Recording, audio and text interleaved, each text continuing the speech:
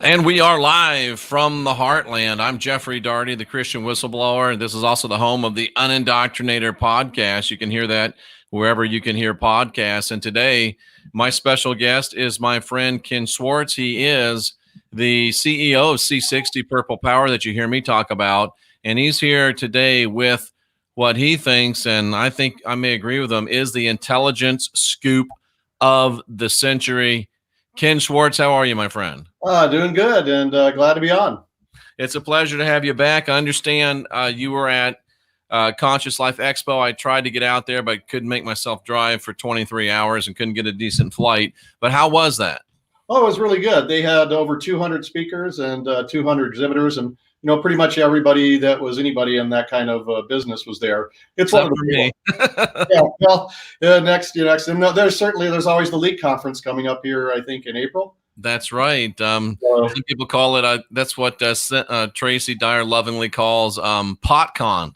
Oh yeah, it is in Denver area. So yeah, there's a lot of 420 enthusiasts there for sure. But you mentioned something interesting to me about being at the Conscious Life Expo at the LA Hilton, the Hilton at Los Angeles LAX airport. And tell the folks what you were mentioning to me just a few seconds ago.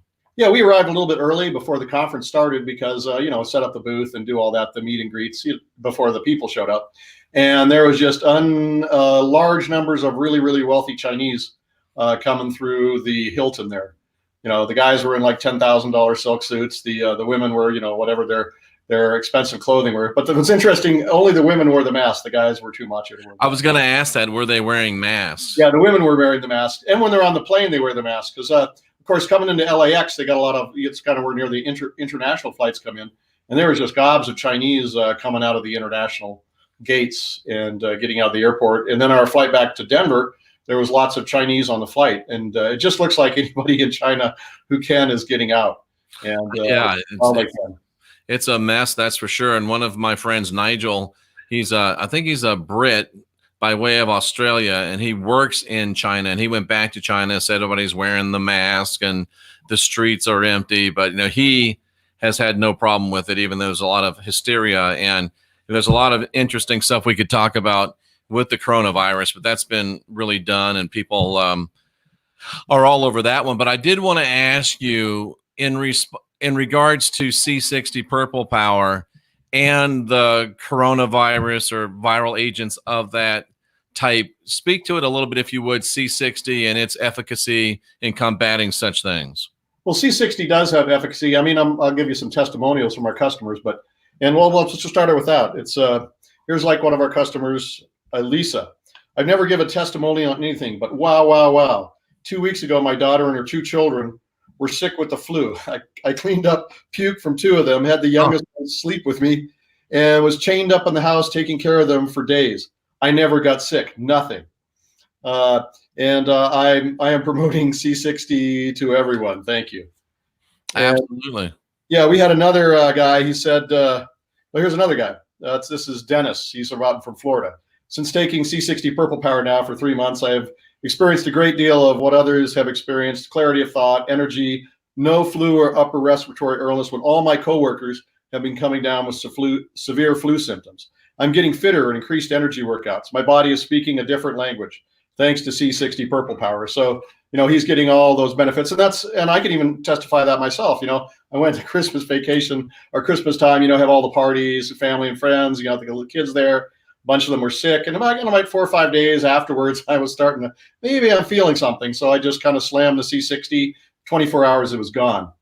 Yeah. And there's some reasons for that. Because one of the reasons is C60, I'd probably talked about it, stimulating stem cells. Yep. All your immune cells come from stem cells. No, I did not know that. All your immune cells come from stem cells. Yeah, and so when you get sick, They got to recruit. There's some existing ones, but they say, if they need more B cells or T cells or macrophages or whatever it is that they need, they kind of send out a message, just like blood cells. They send out a message to, we need more of them, and that they come from stem cells. So the immediate, when you got a plentiful amount of stem cells, then you get immediate, flood of ready to go, I guess, immune cells, whether they're white blood cells, whatever type they are, to fight a disease. And that's one of the things, like, older people have a hard time fighting disease because they have to rally the troops. And if there's no troops to rally, or very few, then they have a hard time fighting that disease. But with C60, they have like a huge like this is one of our classics I always talk about stem cells. This really does it. And a lot of it, what we have is anecdotal reports from our customers, and not just from our customers, but I know other C60 producers, and we get their, we talk among ourselves. And so here's a guy, he's actually 71 years old. He had an appointment to get stem cell therapy. And after separating the stem cells, which were removed by liposuction, they were counted and subsequently discovered I had over 73 million cells.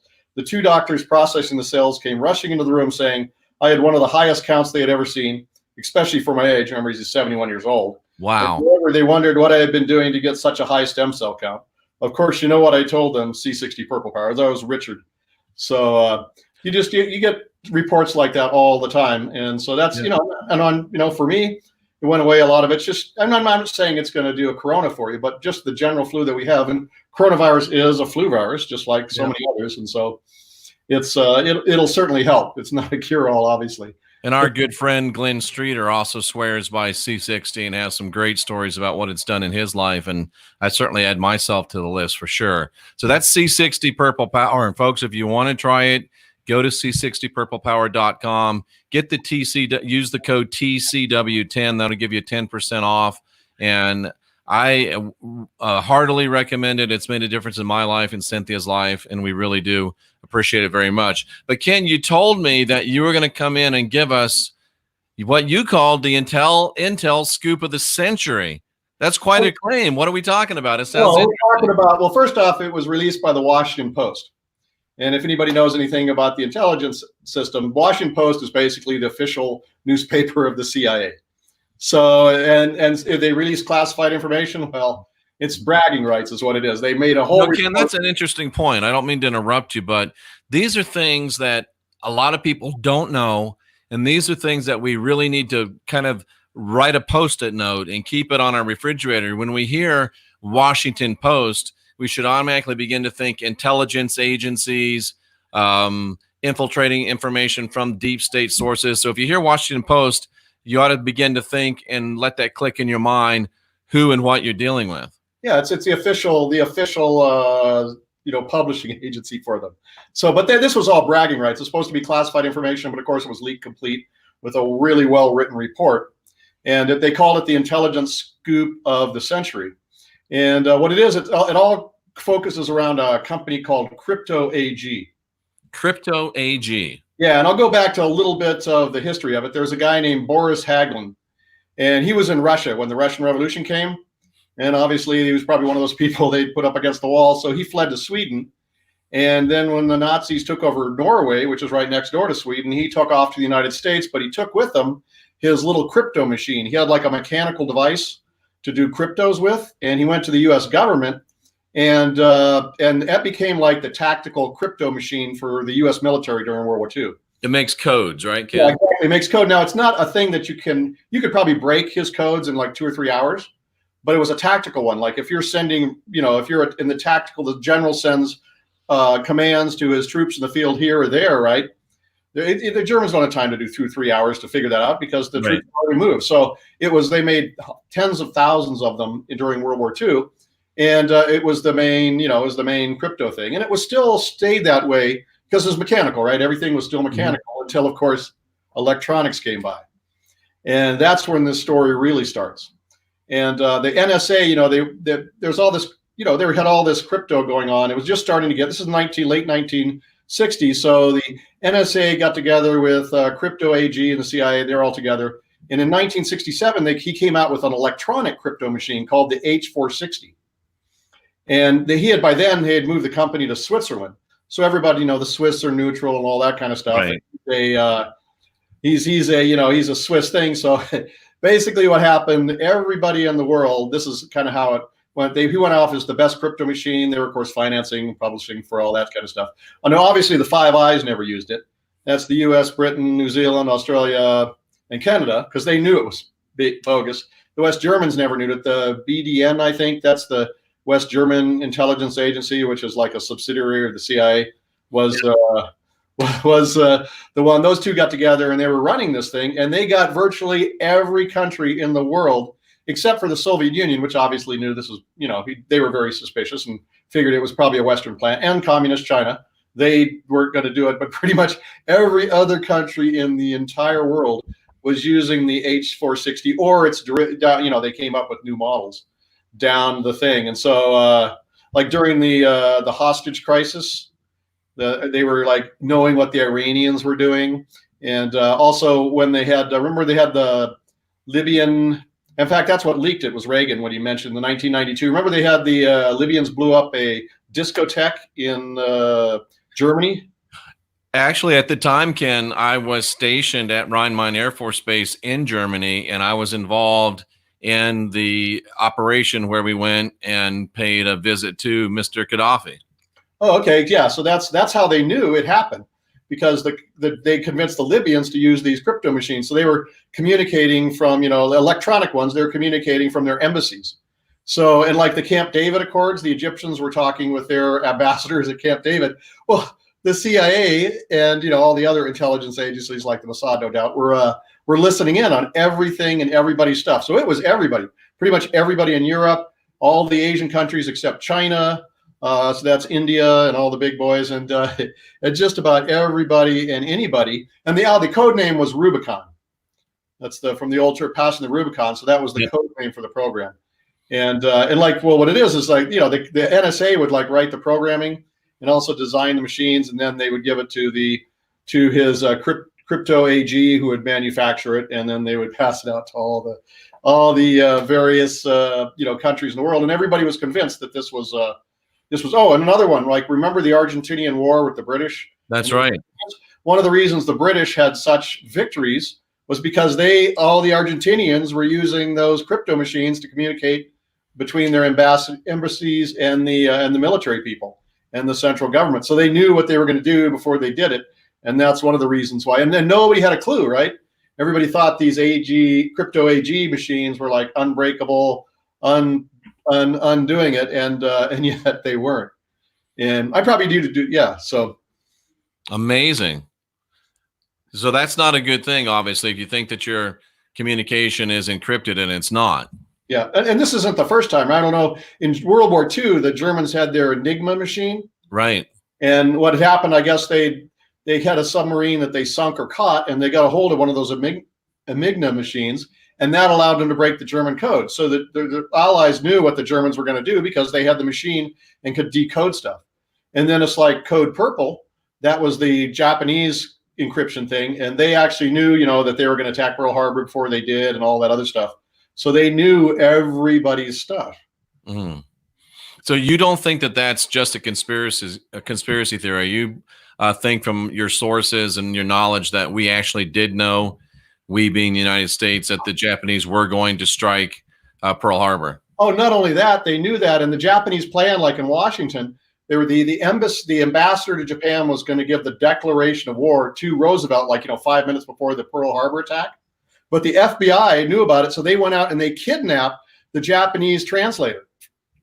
And then they put one of their own translators in, whose job was to slow it down, and so everybody would think it was like a surprise attack. And that's how that all happened. It's just amazing. And Tracy Dyer makes an interesting comment here, talking about the Rubicon machine, and she makes a great point that a lot of our computers and electronics are being manufactured in China. So you've got to wonder how much crypto security is there really going on in the world. Is there even such a thing, Ken, in your opinion, as crypto electronic security? Well, it's when they it's pretty hard. You got to do it yourself and do it on your own thing. It's like, you see in the Intel, they have the Intel inside.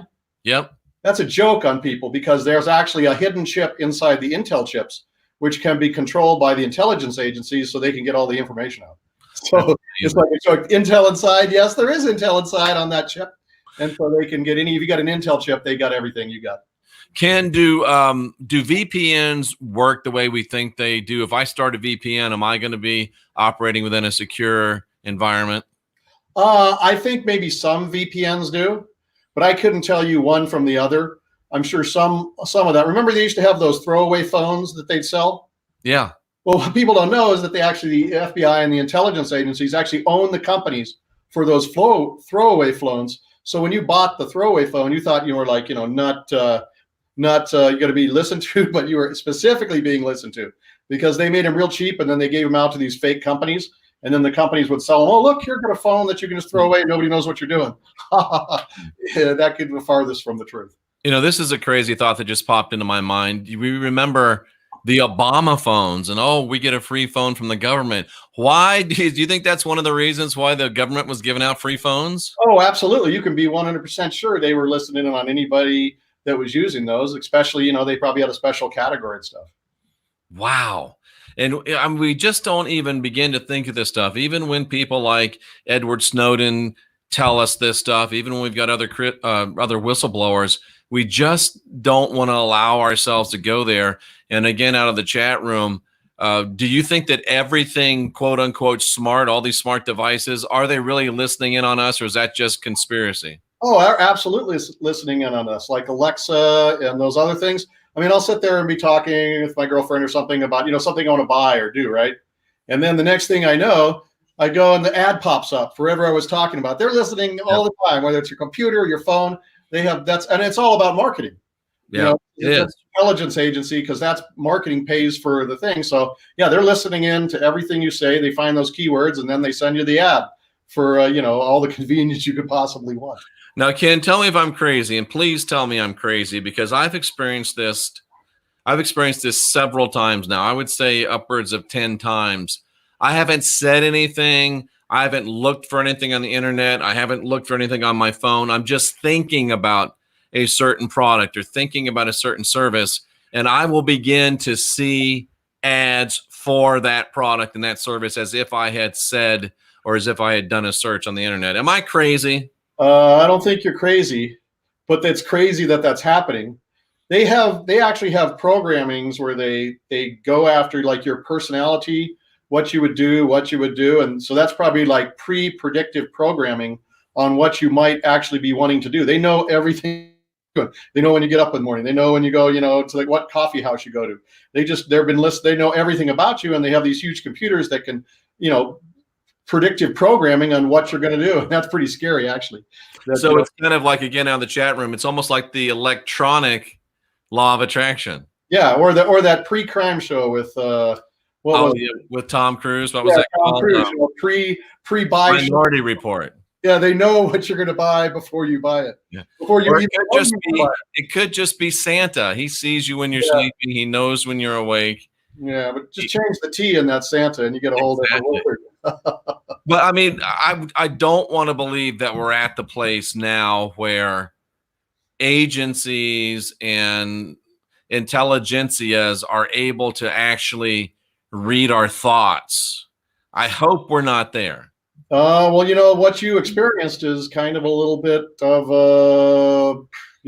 what can you say? I mean, that's an experience you had. You've had it several times. Yeah. I wonder if some of your listeners out there who put in the comment lands might actually. Yeah, if you've had those things, please weigh in on it, because it's certainly very, very, very, very distressing. And I've come to the point, and people call this a surrender, but I think it's just being real. Whenever I write anything, whenever I say anything, whenever I text anything, I don't have the expectation of privacy anymore. I'm not going to write anything or send anything in electronic communication that I wouldn't want to be seen, because really, I don't think a rational person can have a true expectation of privacy anymore. No, I think that's an illusion. I used to do economic and strategic consulting for certain countries in the Middle East back in the early part of the century. And I just won't say who they are, but, I had a couple of times, it was so blatant. I'd send a message to somebody here in the States, and they'd send it, and, it'd get hacked, right? I know from what I sent to them didn't, because I know what I'm doing.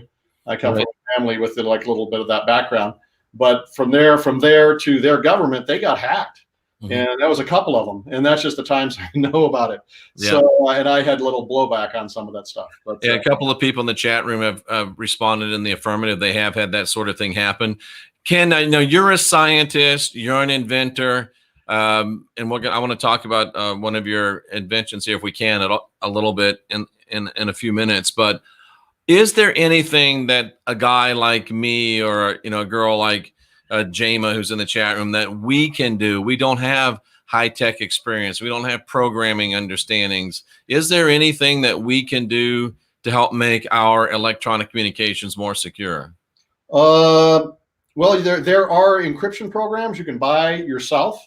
Oh, really? You can share with friends that are totally unbreakable by anything but a quantum computer. And are they going to spend a multi-billion-dollar quantum computer on your communications? I doubt it. So yeah, there are things you can buy from private companies that will make your communication secure. Will they work on like your cell phones and stuff? Oh yeah, you can get you get that program, and then you share that program with the person you want to talk to, and you can have secure communications that they cannot break. Well, they might break it if it took them 100 years with their computers, but in practical terms, yeah, you can buy that stuff. It's out there. I can't give you one that's the best, but there's a bunch of them. So, but it's got to be peer to peer. You've got to have it on both ends. Yeah, exactly. And once you do that, there's just no way they can break your encryption. Is there any way to do that with your internet? Oh, absolutely. Yeah. Access and use. But you can also, if you're communicating with people online, if you're a businessman or you've got whatever you're doing, yeah, you can buy those programs. You can put them in your computer. And so with your recipients, and they can produce unbreakable or virtually unbreakable encryption programs. Never say something is unbreakable. Right. There's a special rule. It's like what I gave my international clients. I said, look, you have to have new and constantly changing encryption programs. You got to do it all the time.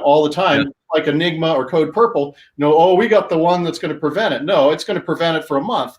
Maybe, and then you got to make another one the next month and the next month and the next month. So you got to have new and constantly changing encryption programs if you want to have secure communications. That's just to anybody, basic advice to anybody. And somebody says in the chat room, well, we can use telepathy. Well, we can, but is telepathy even unbreakable with all of the remote viewers that are out there and with all of the people that are practicing of what we would call dark arts? I don't even know if telepathy is 100% secure. Well, there is a way to stop remote viewers, and that's if you have really a tight woven charged Faraday cage. Really, remote viewers can't see through a Faraday cage. You put a high voltage charge on the Faraday cage, and the remote viewers can't go through that. That's why Putin's bunker underneath the Kremlin is in a giant charged Faraday cage. So those guys can go down there and they can talk and have records, and remote viewers and alien whatever can't get down there to read their thoughts.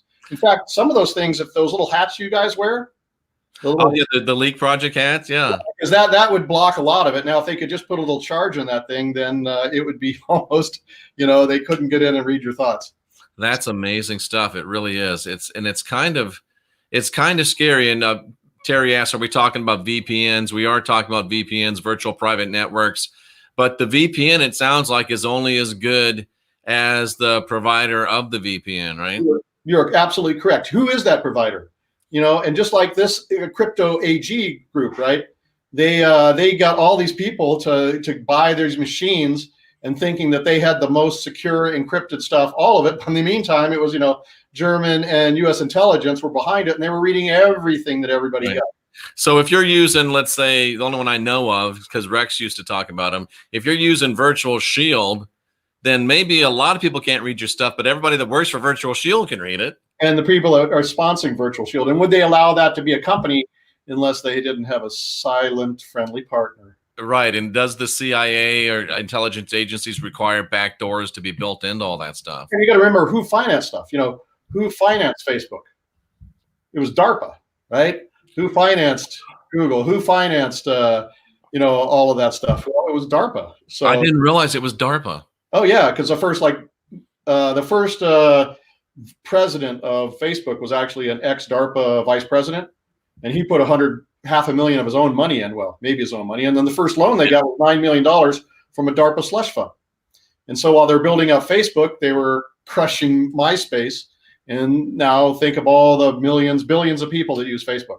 Yeah. Most of the older crowd, by the way. I'm sure your younger listeners, they're using Instagram or Twitter or something else to communicate. So yeah. And one of the folks in the chat room, claims some level of expertise. We've got no reason to doubt it. And they say that, yes, VPNs are vulnerable, especially ones that are free and ones that are low cost. Yes, I would absolutely. Yeah, you get what you pay for. It's Yeah. just like a C60 product, If you pay, that's everything costs. If you want quality, you're going to have to pay for it. Mm-hmm. If you want to get some cheap, brand in anything, you're going to get what you pay for. Right. And a lot of people, and since you said this, a lot of people are buying C60 and spending good money on it, and it's really inert, right? Oh yeah. Well, there is when the original thing came out, and before there's like the beginning companies that they were legitimate companies, and most of those people out there are legitimate companies, the ones that've been there long term. But then once C60 became popular, we had all these fly by night people that go in there, and I mean there's ones, I'm not going to say their names, that have absolutely no C60 in them. There's a whole bunch that have really small amounts of C60 in them. I mean, 99.99% pure C60 costs more by gold than weight. More by weight than gold. So they're more valuable by weight than gold. Yes. Wow. And that's just a basic cost of doing business. And so if you're getting this really, really cheap stuff, well, there's a lot of stuff they buy from China, right? Or you can buy it like 99.5% pure from China, and it doesn't cost that much. But that means it's like 0.5% solvents. Our stuff is sublimated. That means there's never been any solvents in the production process. We just basically make it in the helium gas chamber, and then we put it in a sublimator, which is like an evaporator. Mm-hmm. It just evaporates the C60 because it evaporates at like 400 degrees Celsius, goes on to the other side of the sublimator where it condenses, and now we got 99.99% C60. Versus 0.5%. Yeah, whatever it is. Yeah. And then there's that guys. Yeah, that's the other guys that sell like charcoal and C60. They'll be like, if you look at their product, it'll be like just black as ink. And what they're doing is they're either selling activated charcoal. And, technically speaking, like in the burnt wick of a candle, it's 0.25% C60. So there might be a tiny, tiny fraction of C60. But, to get a dose, you'd have to eat like, a giant bowl of candles, which probably would be wouldn't be good. Yeah. Now, I've heard it on good authority from someone that we both know, and I won't say their name, but they say that in their opinion, and a very well-studied opinion, that there's only, he says, 3 companies that are making real legit C60, and you're one of them. Yeah, let me check this battery here. Okay, no problem. I'm getting is that thing charging? Okay, is it charging now? Sorry. I was getting a little warning thing. If we lose you, we'll know the rapture didn't happen. Yeah, exactly. It wasn't the rapture. So I think, I think it's charging now. Good. But I mean, there's just so many things, and people talk. We're not going to make this about C60, but people talk about, C60 is expensive. But if you really think about what you pay for it, and think about the times you go through the drive-through, think about the times you go and buy yourself a coffee. If you're a smoker, think about, what you're paying for the stuff you're smoking. And it's really, what are you paying for cable television? What are you paying, for booze and liquor? And it really just becomes a matter of priority. And I'm telling you, I was a pretty healthy guy before I started taking C60, but the difference, you can explain it all day long, but it's like trying to explain to somebody what chocolate tastes like that's never had chocolate. You don't know until you know. It's just an amazing product. That's why I rep it, and that's why I'm so happy so many people are using it. And go to C60 Purple Power, use that code TCW10. We really do appreciate it. Ken, with everything you're a scientist, you're a builder, you're an inventor. With everything do you find yourself more optimistic or less optimistic about the future? Well, it's a mixed bag. There's probably other places and groups that are moving forward. Yep. We have like a growing level of consciousness, like the small communities. Mm-hmm. That's growing. It's growing pretty rapidly, actually. So people that are aware of what's going on. But then we have this other group of people that seem to get less and less. It's like there's only so much consciousness or intelligence available. And as the smaller group grows bigger and bigger, the intelligence and awareness seems to be draining out of the other group, and they're just getting dumber and more gullible. So you have, somewhere between this expanding growth of consciousness and this shrinking but dropping group of like clueless people. It's somewhere in there. I think reality is going to step in with the 2x4 and wake up a lot more people soon. I think you're right. And another thing that I like that you talk about, and for some reason within the alternative media or alternative media genre that we're in, within the truthers, within the new age, there's this idea that we've got to have the ETs, the extraterrestrials, we've got to have disclosure so they can bring us free energy, so they can bring us 0 point energy, so they can help us do stuff that we can't do. And that's simply not true, is it? No, when somebody comes to you and says, I'm here to help you, the government's here to help you, you better run the other way as fast as you can, because when somebody's here to help you, you're in trouble. But you've already worked on devices that approach 0 point energy, right? Yeah, well, I did the MOXIE fusion reactor. That's a metal oxygen fusion reactor. And that was actually discovered pretty much before I was born. And then it got developed when I was back in diapers back in the early 60s, which is a long time ago. And basically it was two Japanese guys. They found a way to fuse metals and oxygen together to make a new metal. And their original apparatus was like a low pressure heat argon environment, and they put sodium and oxygen in there, and then they'd run these electric pulses through it, and it's going to give out the same light as like a sodium street lamp. Like just there, and then over time it turned purple, and purple, the violet light of purple is actually the sign of potassium. Interesting. If you take sodium atomic chart and you add it to oxygen, then you end up with potassium. And so they had actually done fusion in metal oxygen fusion, and it's about 1 billion times easier to do than regular fusion. The yields are maybe 1/50th to 1/20th of regular fusion, but since it's 1 billion times easier, it comes out in the wash.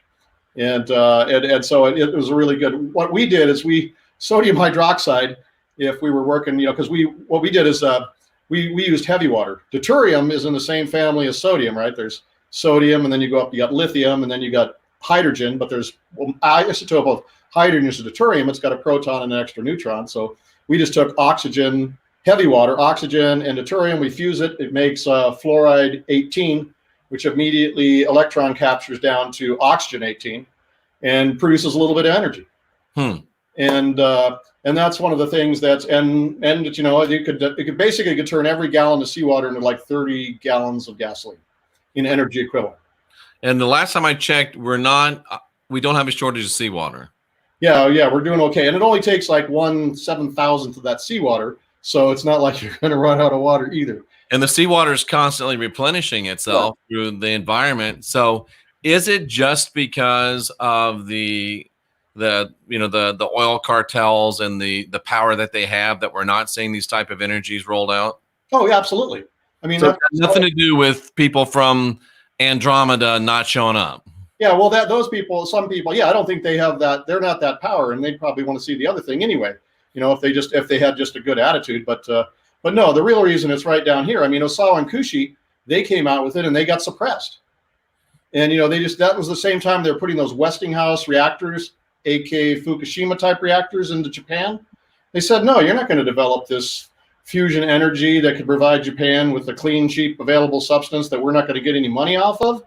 Hell no, that's not happening. So they just kind of squished Osawa and Kushi, and then they put in the fission reactors, which break down uranium, make all kinds of poisonous waste, and of course melt down on occasion when there's a big earthquake, and pollute the land for centuries, literally. So, and I personally know of a gentleman that came up with a splendid idea that actually takes what is known as spent nuclear rods, the rods that the nuclear reactors say are spent. You got to get rid of them, and they never go away.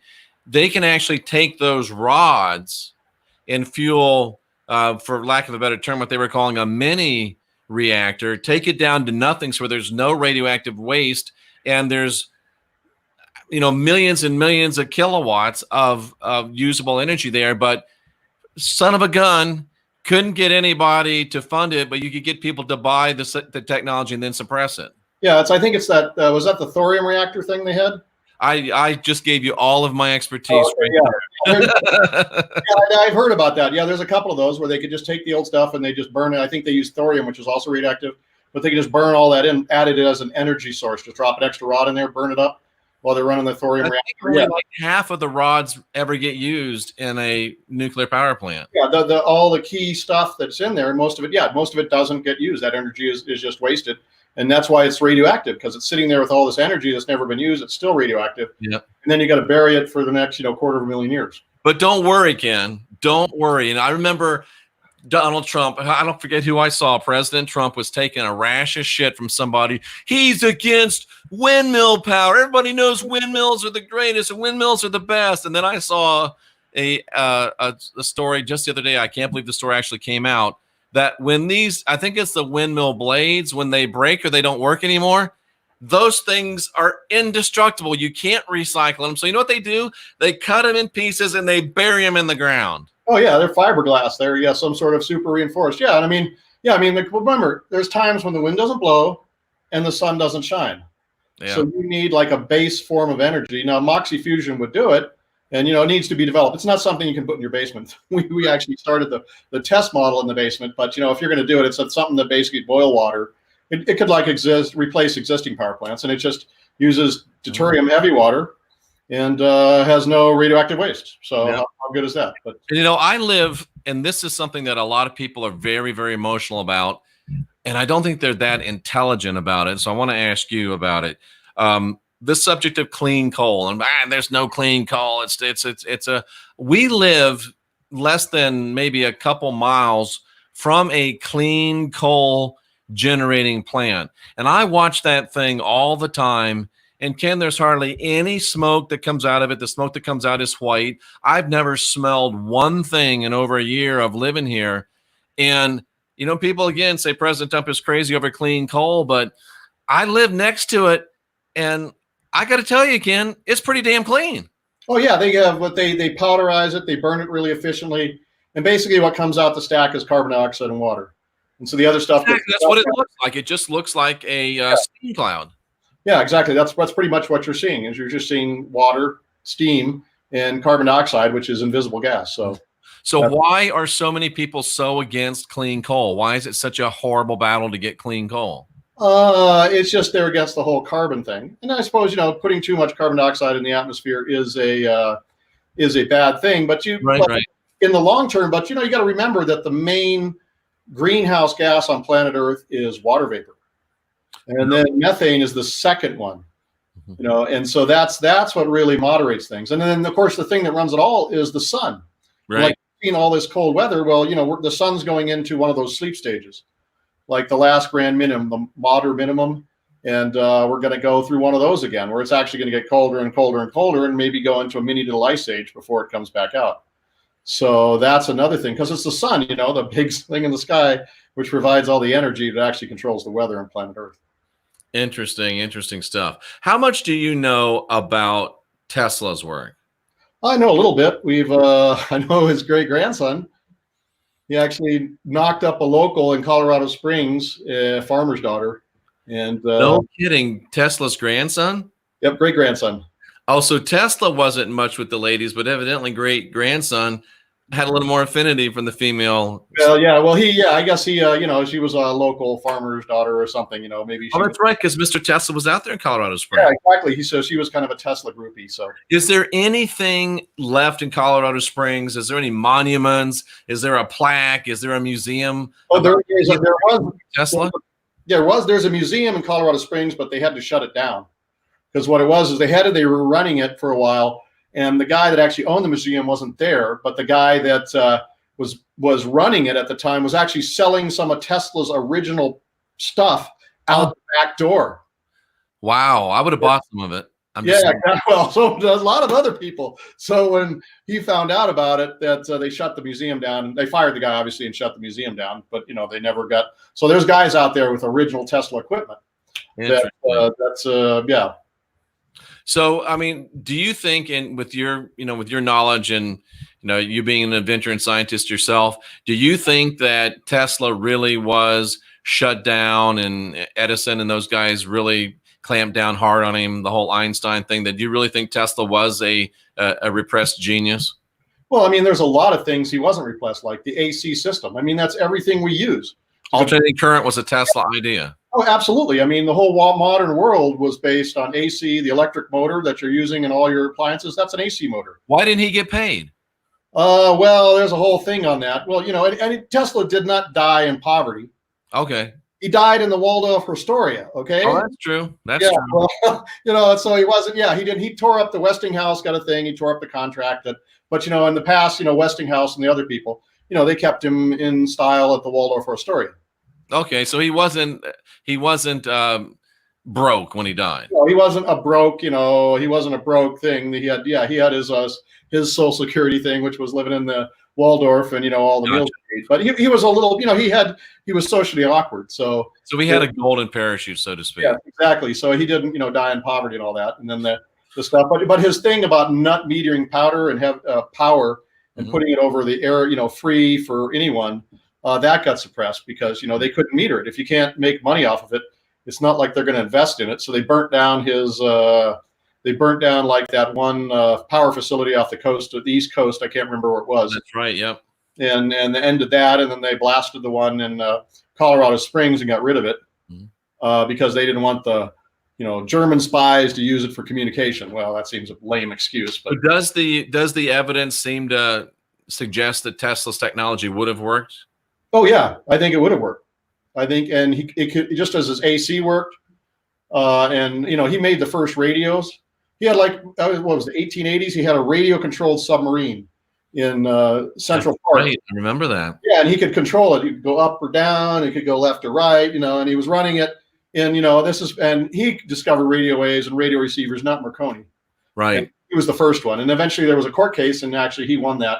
But yeah, he is the actual discoverer radio, not Marconi. Can you imagine the difference it would make in this world? I was talking to a guy named Young Pharaoh. He's a kind of a black-centric guy, and he talks about, and frankly, I don't think this is white privilege. I think it's just economics. I've never been in that situation where, well, I guess I have in my adult life. Oh my God, I can't keep my power bills on. And what a different world it would be if you didn't have to worry about keeping your lights on. If the lights were just on, you'd have a lot less crime and a lot less people doing crime if the stuff that could have been free all these years had been free.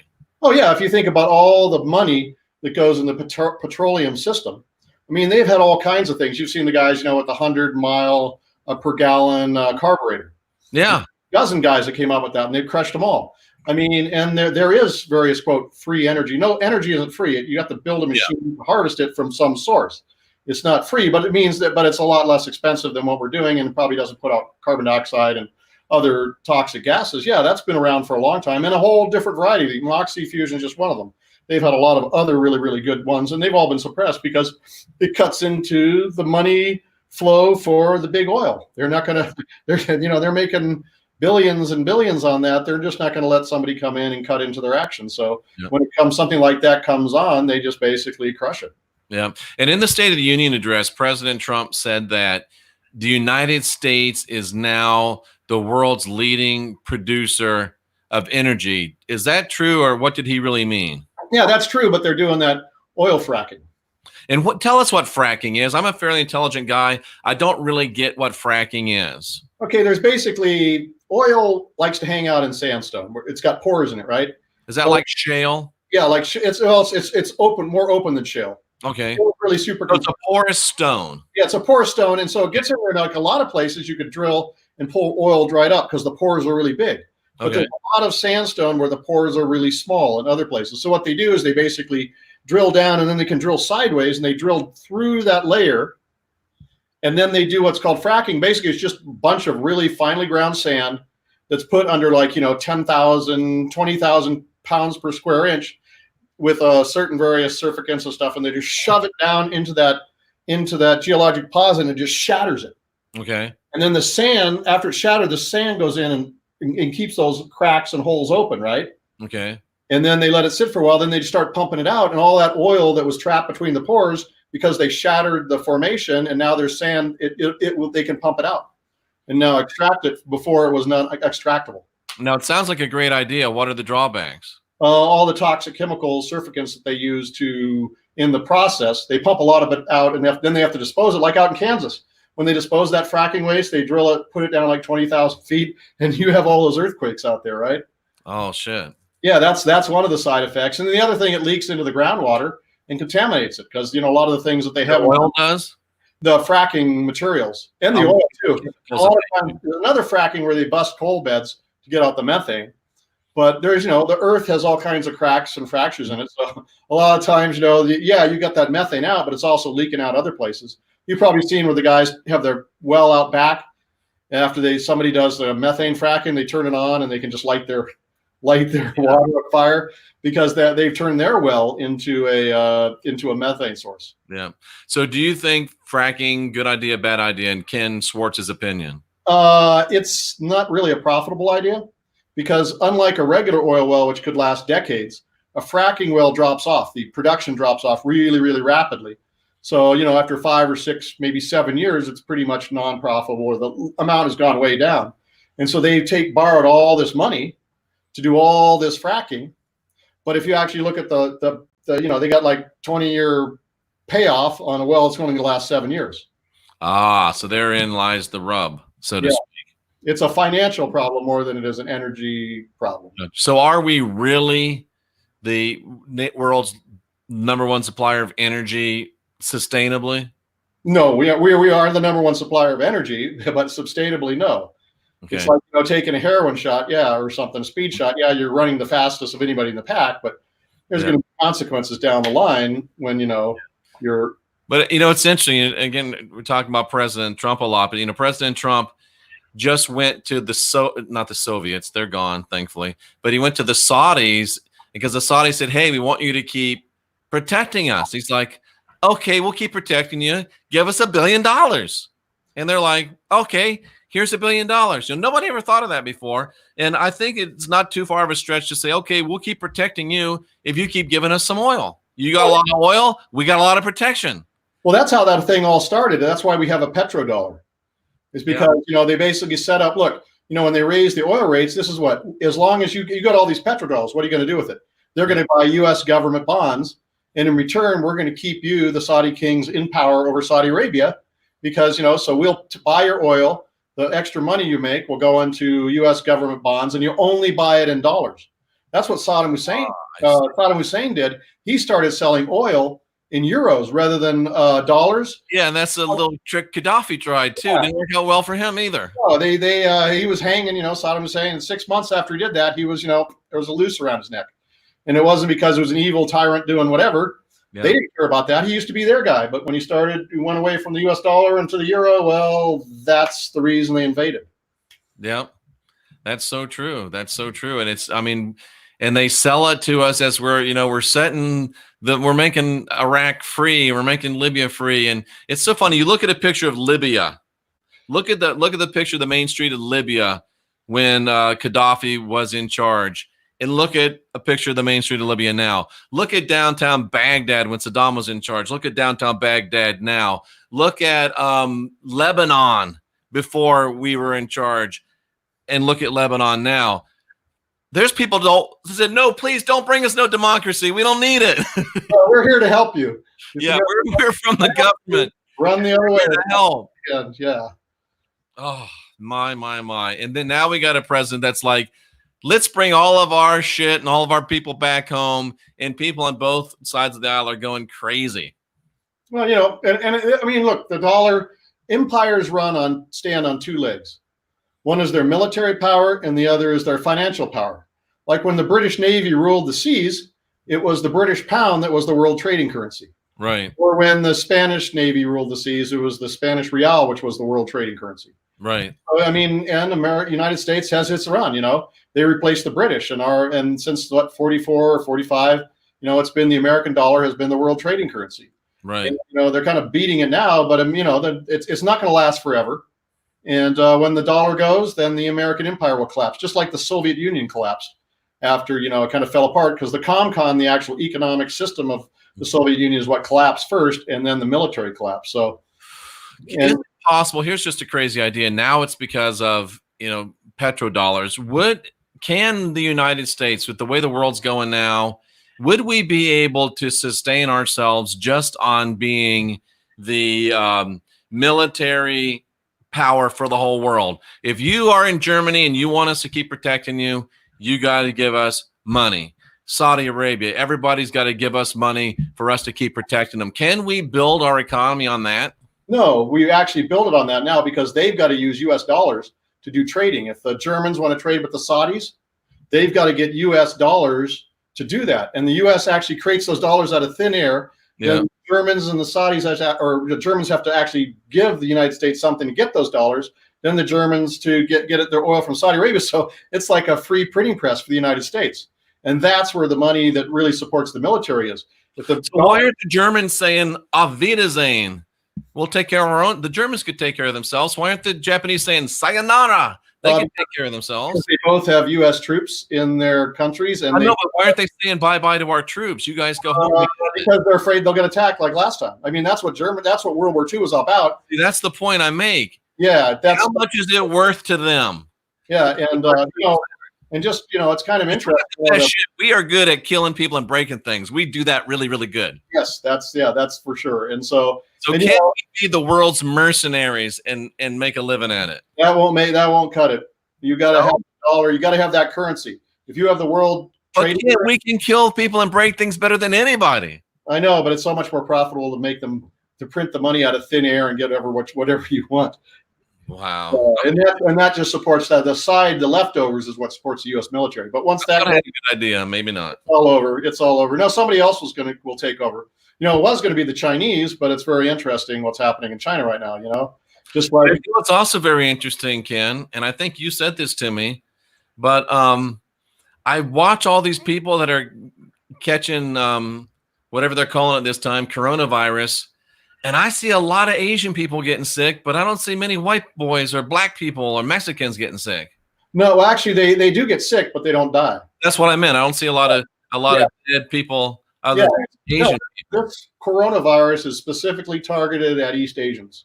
And you're not just saying that. You've got like scientist data and stuff on that. So, yeah, I'm seeing, there's not a lot of data out there. It's pretty sketchy, but if you actually look at it, pretty much I'm sure there's going to be some, but pretty much anybody who's died from the coronavirus is East Asian and has specific genetic profile, which makes them susceptible to the virus. They call it ACE2 as a receptor in the lungs of East Asians.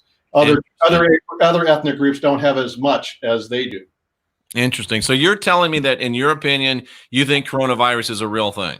Yeah, it's a real thing. And it's pretty clearly a bioweapon produced by somebody. Now, who produced that? Well, yeah. So if your name was Ken Shin, you might be a little more worried than you are right now. I'd be a little pissed if I was Ken Shin, because but it's So I'm just going to go out on a limb. If the virus is created and targeted to Asian people, I'm guessing that it probably wasn't Asian people that created it. That would be a really good hypothesis and a pretty good guess. Yes, it probably wouldn't be Asian people that released it. No, probably wouldn't be Asian people. But what if it was an Asian nation that had too many people? Oh, yeah, that had too many people and was threatening the dollar dominance of the world. And there would be somebody that wanted to make sure the dollar dominance continued that might do something like this, theoretically. Theoretically, yeah. I mean, that's what Saddam Hussein was theoretically threatening it, and he's gone. And then Colonel Gaddafi, he was going to set up a gold dinar so all the African countries could trade with each other and they wouldn't need European or U.S. banks. And I bought a bunch of those, Ken. I made some money, but not like I thought I was. I thought I was going to be rich, bitch. Nobody knows what happened to Colonel Gaddafi's gold. Yeah, imagine that. Where'd it go? I don't know. Same place all that money that was, in the Pentagon went, just gone. Yep. And now, the next biggest guy that was threatening their system, well, they've got, the trade war. Well, I guess they won the trade war, but, you release that little, you're like opening the gates of hell if you want to play that bio-war game.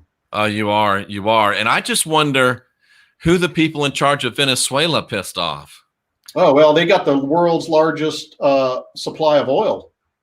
Even more than Saudi Arabia. Way more than Saudi Arabia. It's heavy oil. It takes a little extra to refine it, but it's still the world's largest petroleum supply by far of anywhere in the world. And, So why haven't we gone over there and brought them some democracy already? Oh, well, they're fixing on it. They had that Guaido guy. Oh, here's your president now. Well, if Venezuelan people said, no, he's not our president. So, That's the guy that President Trump introduced the real. Yeah, exactly. Yeah. But, they want to, and if it wasn't that puppet, they'll put another puppet, Yeah. and maybe they will go in there. Maybe they will, that's the world's, the biggest supply of oil in the world. And, there's U.S. troops in, Saudi Arabia. There's U.S. troops in Iraq. They want to put U.S. troops in Iran. That's like the fourth largest supply of oil. Does Venezuela have a central bank? It has a private central bank.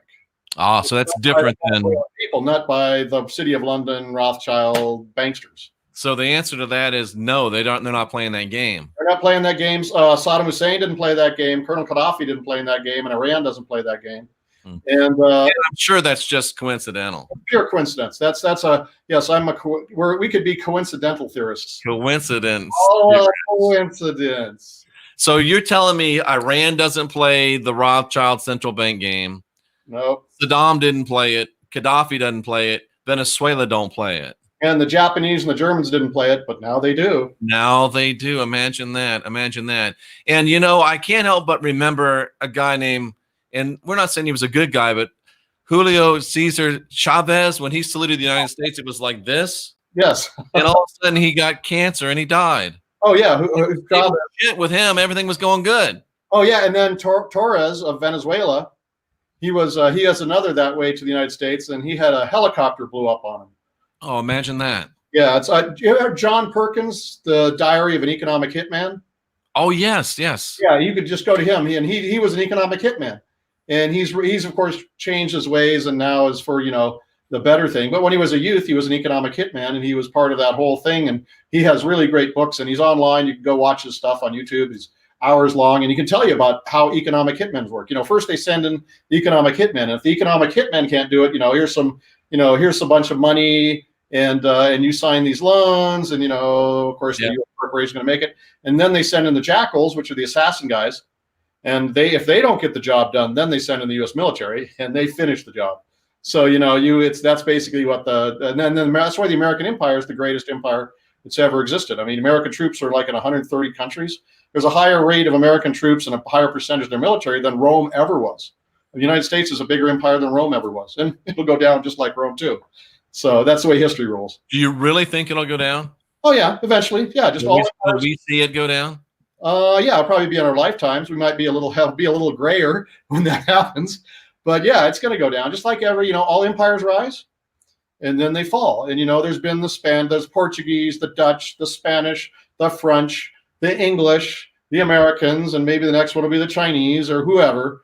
And it's just part of the march of history. Empires rise, empires fall. We've got a friend who's seriously, and this is not a crazy guy. This is not a weirdo guy. This is not a nutcase guy. This is a very solid, real guy. And he's really considering bugging out and getting the hell out of the USA. What do you think of that idea?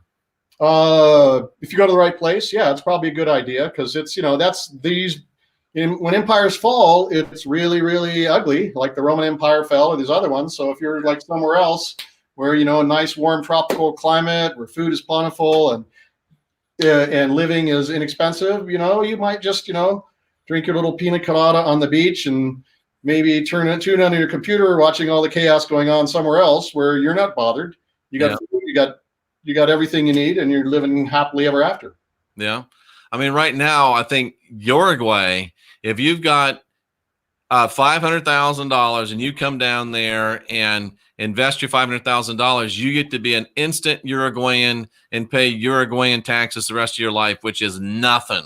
Oh yeah, and what we pay. So they don't have enough people. Can you imagine that? Yeah, and they don't. They're also a very secure. There's no earthquakes in Uruguay.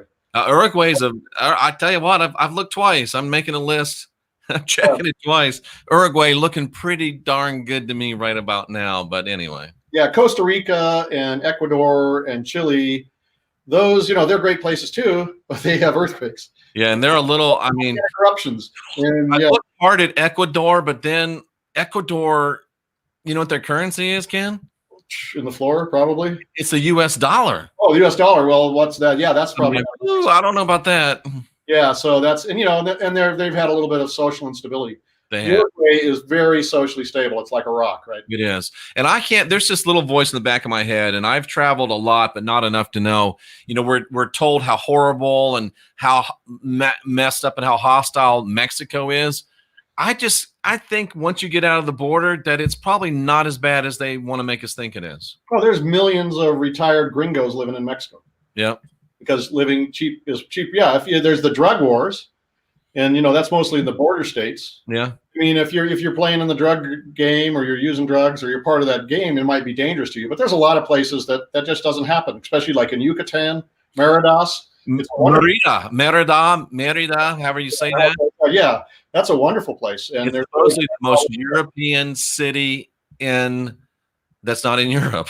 Yeah. Well, I've had people that have lived there, and they just really liked it. And there's tons and tons of expats down there. Mm-hmm. Yeah. And so it's not, they tell you they got like dinosaur bones down there. It's dinosaurs are right there. Yeah. And they got the old Mayan ruins, and it's, and the beach, Ken. Beach.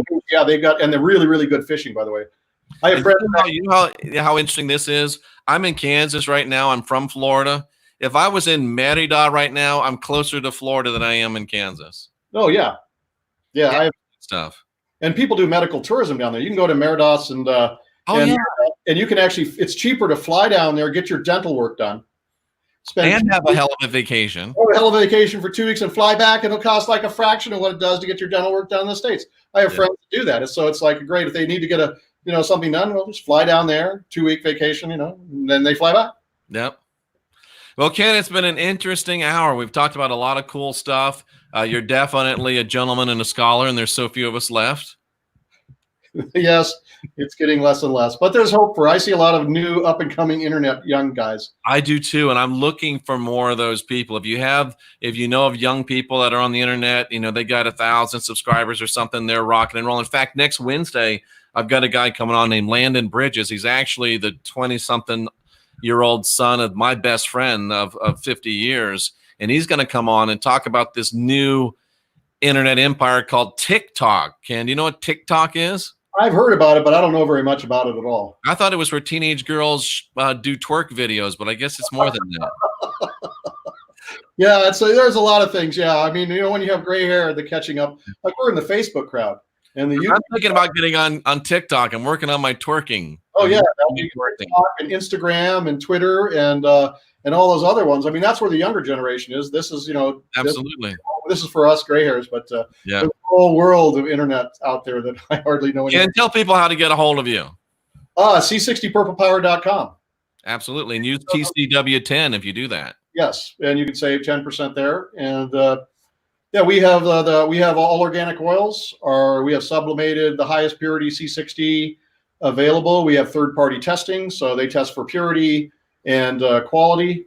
And so we like to think we're the best best C60 company out there, and you can be guaranteed quality product from us. And I have that from verified third-party sources that it is one of the top 3, and it's really not 1, 2, 3. It's just all 3 are the best, and that they are the best. That's why I work with them. So, ladies and gentlemen, our thanks and frankly praises for Ken. This was a great show, a lot of great information. Ken, we appreciate you being here, and we look forward to having you back real soon. Well, I look forward to it too. Thank you. And I'll get over there before too long and see if I can make it up your driveway. Oh yeah, and there's some great skiing in El Dorado right next door. All right, my friend. Ken, pleasure to be with you. All of you in the chat room, we salute you for being here, seeking after truth. And remember, only you can unindoctrinate yourself. So it's time to get busy, and C60purplepower.com can help you get her done. For Ken Swartz, I'm Jeffrey Daugherty, the Christian Whistleblower. Take care, folks.